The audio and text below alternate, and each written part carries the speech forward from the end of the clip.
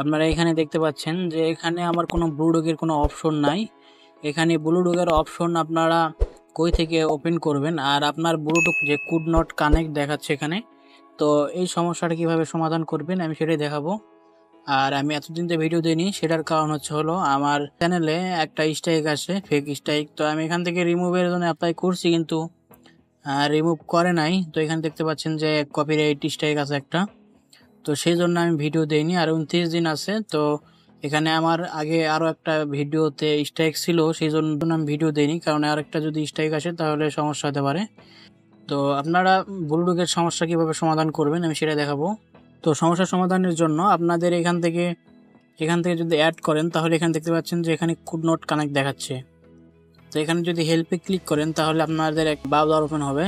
তো এটা ওপেন না করার, এখানে মাউসের রাইট বাটনে ক্লিক করার পর এখানে ডিভাইস ম্যানেজারে আসবো।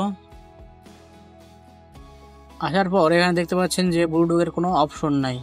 তো এখানে ব্লুটুথের অপশন না আসার কারণ হলো আপনার ব্লুটুথের যেই একটা ড্রাইভার আছে সেটা হয়তো আপডেট নাই, না হলে ইনস্টল নাই। তো সেইটা আপনাদের উইন্ডোজ 11-এ ওইটা অটোমেটিক থাকে। তো আপনারা এখানে অ্যাডভান্স অপশন আসবেন, আসার পর এখান থেকে অপশনাল আপডেটে ক্লিক করবেন। করার পর এখানে দেখতে পাচ্ছেন যে ড্রাইভার আপডেট, এখানে ক্লিক করবেন।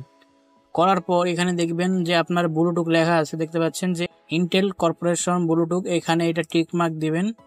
দেওয়ার পর নিচের দিকে আসবেন, আসার পর এখানে ডাউনলোড অ্যান্ড ইনস্টলে ক্লিক করবেন। করার পর এটা ডাউনলোড হবে, এখানে দেখতে পাচ্ছেন যে ডাউনলোড হচ্ছে।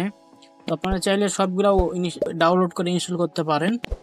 তো আপনাদের যেটা লাগবে সেটাও করতে পারেন। আমার রিকমেন্ড থাকবে যে আপনার সবগুলাই ডাউনলোড করে ইনস্টল করে রাখবেন, তাহলে আপনার কোনো রকমের সমস্যা হবে না। ড্রাইভারগুলো সবসময় আপডেট থাকবে, কোনো রকমের সমস্যা হবে না।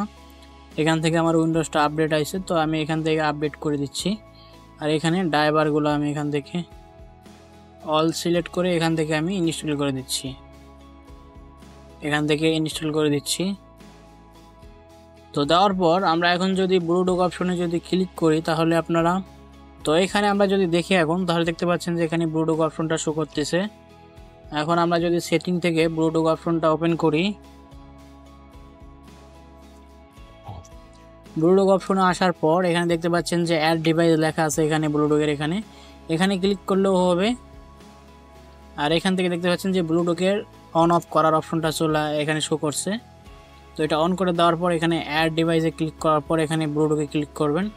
করার পর এখানে দেখতে পাচ্ছেন যে একটা ব্লুটুথ আসছে, দেখতে পাচ্ছেন যে ভিভো 1820। তো এটা আমার ফোন।